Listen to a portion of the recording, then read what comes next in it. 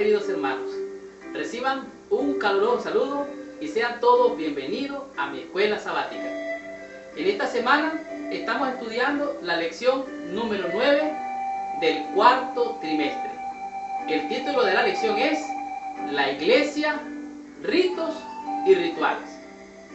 Esta lección es una de esas lecciones que nos dicen el por qué hacemos las cosas que hacemos dentro de nuestra iglesia. Y vamos a aprender a través de esta lección qué son estos ritos y cuáles son los nombres de estos rituales. Algo muy importante que vamos a descubrir es por qué estas son ordenanzas bíblicas que nos ayudan a crecer en el conocimiento de nuestro Señor y Salvador Jesús. Vamos a descubrir quién instituyó estas ordenanzas y por qué. De esta manera vamos a descubrir cuál es el tema de la iglesia, ritos y rituales. Estudiemos la lección de esta semana y descubramos el por qué hacemos todos estos ritos. Estudiemos la lección de esta semana. El versículo base para memorizar en la lección de esta semana se encuentra en el libro de los Hechos, en el capítulo 2, el verso 38. La Biblia dice así: Pedro les dijo: arrepentíos y sed bautizados cada uno de vosotros en el nombre de Jesucristo para perdón de vuestros pecados y recibiréis el don del Espíritu Santo. El apóstol Pedro, después de haber hecho un tremendo sermón y de haber transmitido una convicción ante aquellos que le escucharan, ellos preguntaron: varones, ¿qué haremos? Entonces Pedro le dice: hay una solución para el problema que ustedes tienen, y esta solución es bautizarse en el nombre de Jesucristo para recibir el perdón de sus pecados. La iglesia, ritos y rituales es una lección de esas que nos muestra cuáles son las ordenanzas que instituyó el Señor en la Biblia y que fueron de una manera comprendida por la iglesia primitiva, y que estos principios o rituales, o si no ordenanzas, refuerzan nuestra fe y nos fortalecen para estar firmes en nuestras enseñanzas. Algunas culturas tienen ritos, y estos ritos pueden ser de iniciación, puede ser rito de pasaje, en otras palabras, pasajeramente, y otros existen ritos de acuerdo a la edad y se realizaban alrededor del comienzo de la pubertad. Esto es algo curioso porque en realidad todos nosotros nos componemos de hábitos. Estos hábitos son los ritos que nosotros hacemos todos los días, a cada momento, donde quiera vamos. Por ejemplo, en la mañana hay quienes se levantan y lo primero que hacen es arrodillarse para orar y agradecer a Dios por darles un nuevo día. El siguiente rito, además de orar, puede ser lavarse los dientes. El tercer rito puede ser después agarrar su Biblia, leer la Biblia, orar, estudiar la lección, leer la matutina. Hay ritos que nosotros hacemos constantemente. Y en el proceso, dice aquí, que en esas culturas, en el proceso, los varones y las niñas aprendían qué se esperaba de ellos como miembros adultos. En otras palabras, estos ritos se les enseñan de generación a generación para que los jovencitos y las jovencitas se comportaran de cierta manera. Y de esto es lo que estamos hablando. ¿Cuál debe de ser la manera en que debemos de comportarnos dentro de la iglesia? ¿Cuáles son los ritos que tenemos que realizar? Estos actos sagrados, hablando de los ritos, confirman la participación y el compañerismo de una persona en la comunidad y la ayuda a ser miembro fiel de ella. Estos tres ritos de los que vamos a estar hablando esta semana son el bautismo, el lavamiento de los pies y la cena del Señor. Existen muchos ritos dentro de nuestra iglesia, desde el momento que entramos, cómo cantamos, todo cómo nos comportamos. En esta semana vamos a estudiar solo tres. No incluye un rito que para mí es muy importante, y es el rito del ungimiento. Es un rito que tal vez no vamos a hablar, posiblemente lo vamos a mencionar porque es casi como el bautismo. Veamos qué nos dice la lección del día domingo con el tema que es el nombre de los ritos sagrados. Estudiemos la lección de esta semana y recibamos nuestra bendición.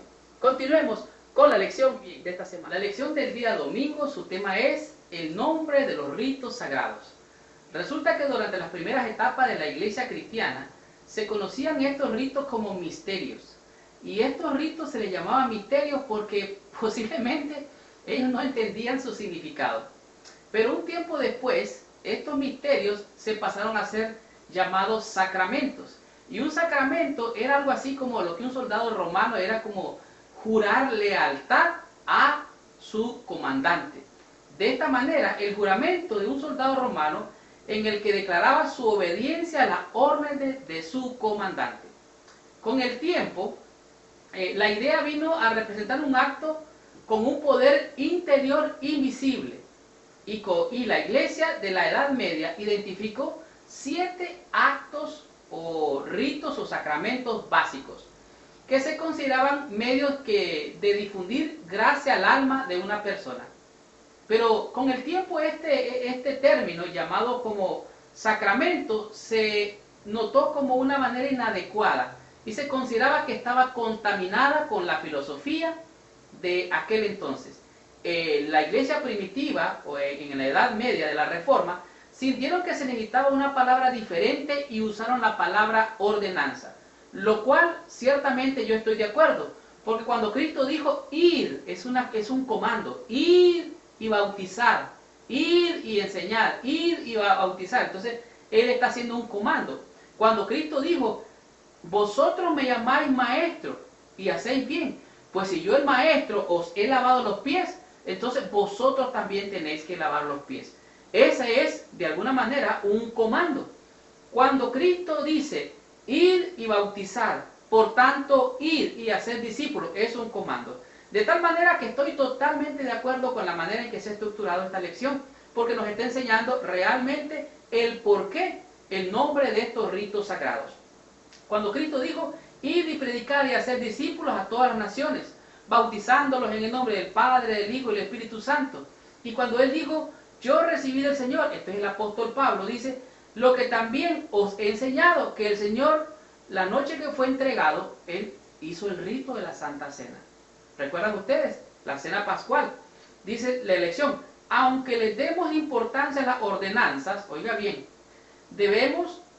siempre debemos recordar que ellas no son actos para ganar la salvación u obtener mérito ante Dios. El pecado y sus consecuencias son demasiado serios para que podamos ser redimidos por ritos, aún los instituidos por Cristo. Solo la muerte de Jesús en la cruz fue suficiente para lograr nuestra salvación. ¿Recuerdan? Los ritos, las ceremonias tuvieron su fin. ¿Dónde? En la cruz. Cristo murió y ahí se acabaron los ritos de las ceremonias y las ordenanzas de la ley de Moisés.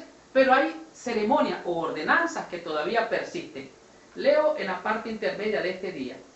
El preferir ordenanzas en vez de sacramentos implica que uno participa de estos actos porque están divinamente ordenados y para mostrar lealtad y obediencia a Jesús como nuestro Señor.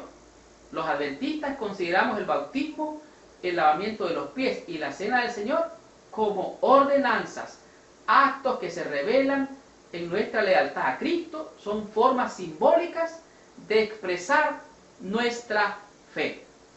Esta es la lección del día domingo, el nombre de los ritos sagrados. Veamos qué nos dice el día lunes con el tema que es el bautismo. Estudiemos la lección de esta semana y veamos cuál es la bendición que tiene el Señor para nosotros con esta lección. Continuemos con la lección. La lección del día lunes es una de esas lecciones que nos ayuda a comprender la razón del por qué de bautizarnos y para qué bautizarnos.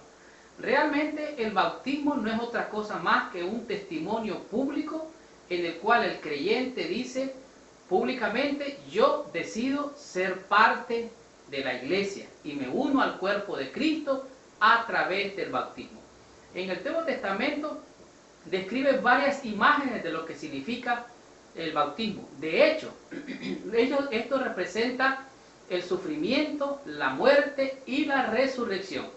En el libro de Romanos es claro cuando dice que cuando nosotros venimos al Señor y nos bautizamos, somos sepultados juntamente con Él y resucitamos a una nueva vida.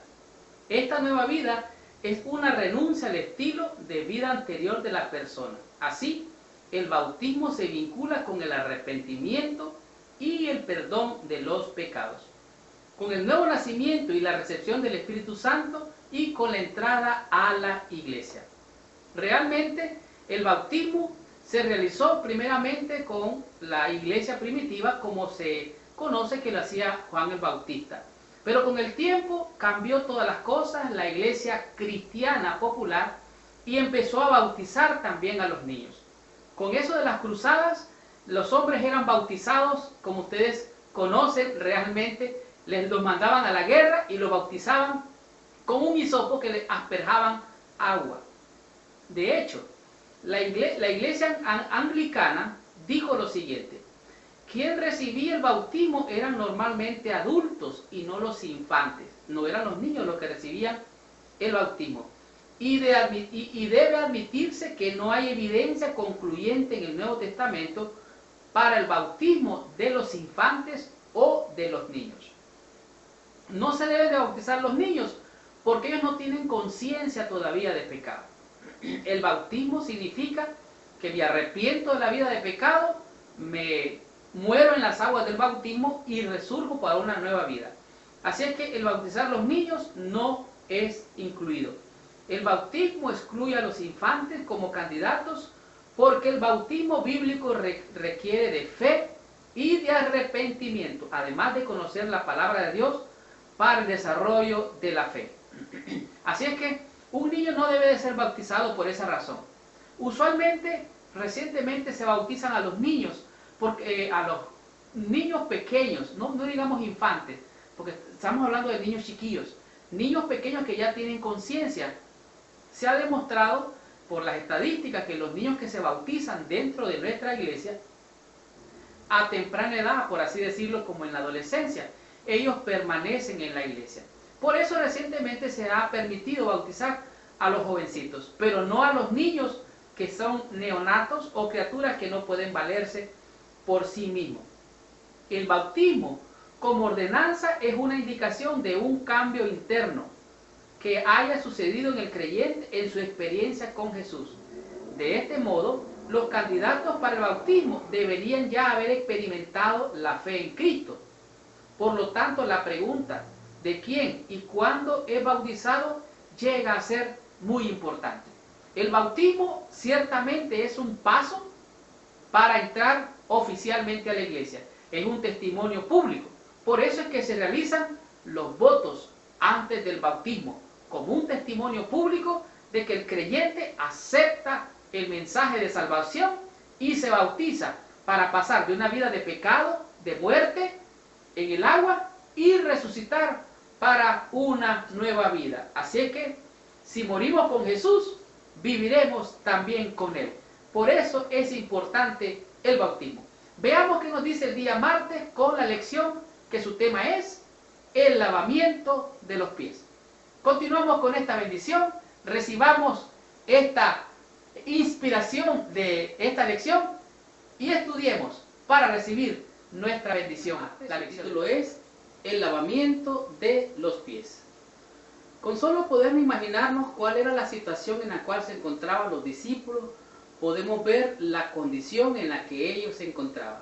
Por ejemplo, imagínate el dolor que Jesús habrá sentido al ver y escuchar la actitud de los discípulos en discusiones, tratando de ver y de elegir a quién sería el mejor de todos ellos.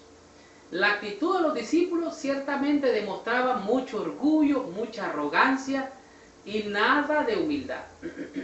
Tanto así que dice la Biblia que hubo una discusión entre ellos sobre quién sería el mejor.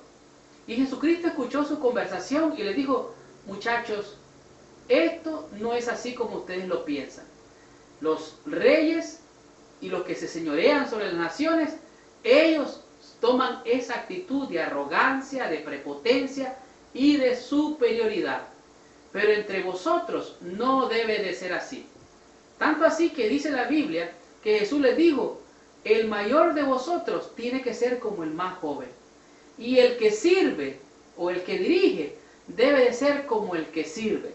Hermanos, aquí hay una poderosa lección.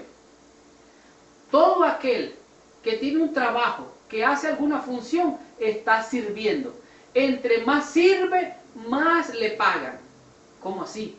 Sí. Entre más problemas usted resuelve en su trabajo o donde quiera esté, usted está sirviendo. Y al servir, usted recibe bendiciones. Más bienaventurada cosa es dar que recibir. En otras palabras, el que dirige debe de ser como un siervo. El ejemplo de Jesús de humildad, de servicio. Mire, tanto así dice, sabiendo Jesús que su hora había llegado, dice que amó a sus discípulos y los amó hasta el fin. Tanto así que yo me imagino que los discípulos, al ver que estaba ahí toda podemos decir, la cena preparada, lo cual era la cena pascual, en sus costumbres, en su cultura, ellos tenían la costumbre de lavarse los pies. Pero se miraban el uno al otro y decían, yo no le voy a lavar los pies a este, yo no le voy a lavar los pies al otro. Y así, el uno al uno se quedaban viendo que nadie quería lavarse los pies. Pero Jesús, en su sabiduría, Él dice, se quitó el manto, se ciñó y comenzó a lavar los pies de sus discípulos. Un poquito antes le había dicho a Judas, ya lo que vas a hacer, hazlo. Judas abandonó aquel lugar, mas no entendieron los discípulos lo que estaba pasando. Jesús, sabiendo bien que él había salido de Dios y que a Dios iba, se levantó de la mesa y comenzó a lavar los pies de sus discípulos. Imagínense ustedes la escena, ya estaban todos los discípulos. Jesús empieza a lavar los pies del uno, del otro, y cuando llega Pedro dice, Señor, tú no me vas a lavar los pies a mí. Tú eres el gran rey, tú eres el gran Señor. Pero el siervo de siervos, como dice el capítulo del deseo de toda la gente, se humilló y le dijo a Pedro, Pedro, si no te lavo los pies, no tendrás parte conmigo. Y Pedro contestó de una manera maravillosa acerca del lavamiento de los pies. Y le dijo al Señor, Señor, no solo mis pies, sino mis manos, mi cabeza, lávame todo, Señor. Necesito, anhelo ser limpio y completo, Señor. Que mores en mi alma, en tu fulgida luz, como dice el canto. Jesucristo dio una lección de humildad, de sencillez, y Él demostró ser un maestro y un siervo de siervos. ¿Cómo? A través de la humildad, lavando los pies de sus discípulos. El mundo está distorsionado hoy y está pervertido por el pecado, que tenemos todo al revés, dice la lección, por más racional y sensato que este revés parezca. No es señoreándose, sino sirviendo.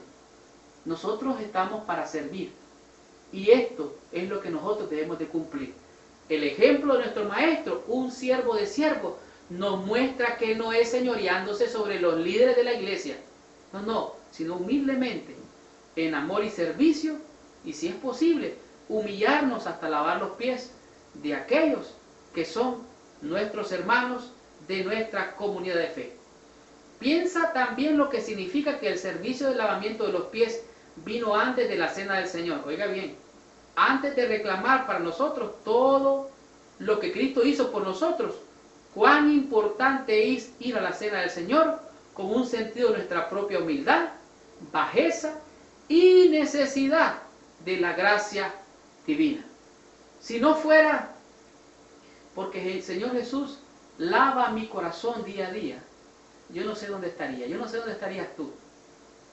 Quiero decir en esta hora, así como dijo el apóstol Pedro, Señor, no solo mis manos y mis pies, sino lávame mi cabeza, lávame todo, Señor.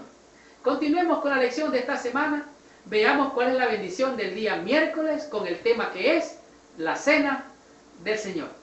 He aquí, dice el Señor, yo estoy a la puerta y llamo. Si alguno abre la puerta, entraré a él, cenaré con él y él conmigo. Continuemos con la lección de esta semana y veamos qué nos dice la lección. La lección del día miércoles es una lección muy poderosa porque el fondo de esta lección tiene que ver con nuestra salvación. ¿Cuál es el significado de lo que Jesús nos dice que hagamos? ¿Por qué esto se vuelve como, podemos decir, como un mandato, ¿Cuál es la razón? Dice la Biblia que mientras comían, Jesús tomó el pan, lo bendijo y lo partió. Se lo dio a los discípulos, les dijo, comed de él. Esto es mi cuerpo.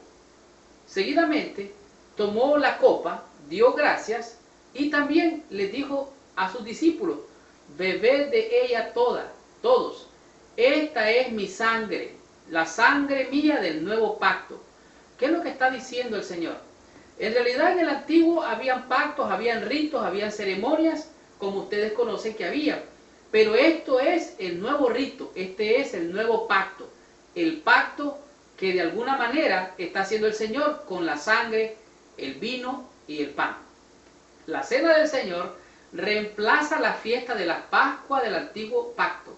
La Pascua encontró su cumplimiento en Cristo. El Cordero Pascual dio su vida antes de su muerte. Cristo instituyó este reemplazo, el gran festival de la Iglesia del Nuevo Testamento, bajo un nuevo pacto. ¿Qué es lo que estamos diciendo aquí? Cuando Cristo dijo, tomad y comed. Cuando Cristo dijo, bebed de ella todos. Esto era un símbolo del cuerpo de Cristo y la sangre de Cristo. Recuerde, sin derramamiento de sangre no había remisión de pecado. Así que sin la sangre del Cordero derramándose en la cruz, no había perdón, no habría salvación. Así, el sacrificio de Cristo trae liberación de la muerte. Los creyentes son salvados por medio de la participación tanto de su cuerpo, que es el pan, o de su sangre, que es el vino. La cena del Señor proclama que la muerte de Cristo en la cruz nos perdona, nos salva y nos promete la victoria sobre el pecado. Este es el nuevo pacto. El nuevo pacto es que ahora la carne y la sangre del Señor están representados en la cena del Señor. Dice la Biblia en 1 Corintios 11, 24 al 26, que después de haber dado gracias lo partió y les dijo lo mismo, tomad y comed. Asimismo tomó el cáliz o la copa, y esta es mi sangre del nuevo pacto. Haced esto, oiga bien, en memoria de mí. Aquí se ve el aspecto sustitutivo de la muerte de Cristo. Su cuerpo fue quebrado y su sangre derramada por nosotros en la cruz. Tomó sobre sí lo que realmente nos correspondía a nosotros llevar, la muerte, derramar nuestra sangre. Cada vez que participamos de la cena del Señor, debemos recordar que Cristo logró todo eso en nuestro favor. Él murió, entregó su cuerpo, el pan, y derramó su sangre, es el vino. La cruz simbolizada por el pan y el vino, nos recuerda que cualquier cosa terrenal que nos divida señala que somos pecadores con necesidad de la gracia.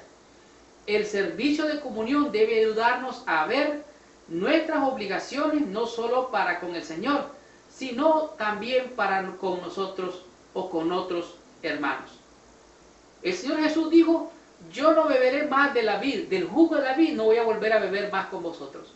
Lo voy a beber hasta el día, oiga bien, hasta aquel día cuando beba otra vez vino nuevo con vosotros en el reino de mi Padre. En otras palabras, cuando hacemos esto, el rito de la cena del Señor, comer el pan y beber el vino, estamos anunciando no solo la muerte de Cristo, no solo el derramamiento de su sangre, sino que estamos anunciando la venida del Señor. Por eso es importante estos ritos. Ellos en sí no tienen ningún poder intrínseco, son símbolos de la gracia del Señor, y cuando comemos el pan y bebemos el vino, estamos renovando ese pacto con nuestro Señor. Veamos qué nos dice el día jueves con relación al tema que se llama Esperando la segunda venida. Estudiemos la lección y recibamos nuestra bendición. Continuemos con la lección. Su tema es Esperando la segunda venida. Realmente, como alguien dijo por allí, el que espera, desespera. Y la realidad que algunas veces pareciera haber una incertidumbre de que lo que el Señor Jesús prometió se fuera a cumplir. No estoy diciendo que existe realmente una duda. Lo que estoy diciendo que algunas veces pareciera ser que el Señor tarda. La Biblia dice que el Señor no retarda su promesa como algunos piensan, sino que Él es paciente. La lección de este día tiene como encabezado unas palabras hermosas de 1 Corintios capítulo 11, versículo 26. Y la Biblia dice así en este día: así pues, todas las veces que comiereis este pan y bebiereis esta copa, la muerte del Señor anunciáis hasta que Él venga. Aquí hay una seguridad. Esta seguridad nos da una garantía que puede llevarnos a tener una certeza de que si Jesucristo vino la primera vez y cumplió todo lo que la Escritura decía de Él, hay una garantía y una certeza fiel y verdadera de que así como se cumplió en la primera venida, se va a cumplir en la segunda venida. El testimonio es fiel y verdadero y tendrá su fiel cumplimiento, porque Dios no es hombre para mentir, ni tampoco es hijo de hombre para arrepentirse. Con estas palabras, hablando de 1 Corintios 11, 26, vemos claramente cuán estrechamente ligadas están a la segunda venida de Cristo y el servicio de la comunión. La segunda venida de Cristo es realmente la culminación de lo que sucedió allá en la cruz hace más de 2000 años. Uno podría alegar que la mayor razón de su primera venida, que incluía que su cuerpo fuera quebrantado y su sangre fuera derramada por nosotros, fue la segunda venida, pero realmente la primera venida preparó el camino para la segunda venida. En otras palabras, así como decía Hebreos 4:4, más venido el cumplimiento del tiempo, Dios envió a su Hijo, nacido de mujer y nacido bajo la ley, se cumplió que Cristo vendría según Hebreos 4. Asimismo se va a cumplir la segunda venida. Por eso estos ritos no más anuncian que el Señor vendrá por segunda vez. En la primera venida es un testimonio fiel, es veraz y real como la segunda venida. ¿De qué serviría la primera venida de Cristo sin la segunda? O sea, se cumplió lo primero y lo segundo no se va a cumplir. No. Eso se va a cumplir porque el Señor es fiel y verdadero. El servicio de comunión es, en un sentido, cubre el periodo entre el Calvario y la segunda venida de Cristo. Cada vez que participamos en la comunión, meditamos en la cruz y lo que el Señor realizó por nosotros. Realmente, de hecho, lo que eso hizo en la cruz por nosotros no llegará a su culminación hasta la segunda venida de Cristo. En otras palabras, lo mejor está por venir. Si tú crees que esto es algo maravilloso, los ritos y todo esto del cual hemos aprendido esta semana, déjame decirte que todo esto tendrá su feliz cumplimiento cuando Cristo venga por segunda vez.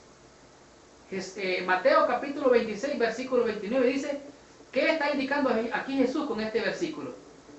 Jesús dijo lo siguiente: os digo que no beberé más del fruto de la vid hasta aquel día cuando he de beber vino nuevo con vosotros en el reino de mi Padre. En otras palabras, está haciendo alusión a la gran cena cuando estemos en las bodas del Cordero.